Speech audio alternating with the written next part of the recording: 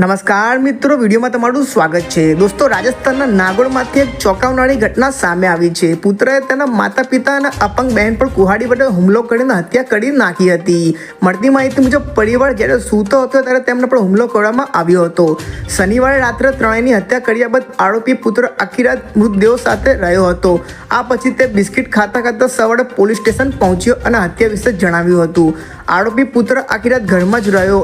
પોલીસે જણાવ્યું કે પાદુકલા શહેરમાં રહેતા જ્વેલર દિલીપસિંહ અને તેમના પત્ની રાજેશ કંવર અને પુત્રી પ્રિયંકા પર કુહાડી વડે હુમલો કરવામાં આવ્યો હતો. રવિવારે સવારે ઘટનાની માહિતી મળતા જ પોલીસ ઘટના સ્થળે પહોંચી ગઈ હતી અને ત્રણેયના મૃતદેહોને કબજે લીધો હતો. મળતી માહિતી મુજબ આરોપી પુત્ર આખી રાત ઘરમાં જ રહ્યો હતો.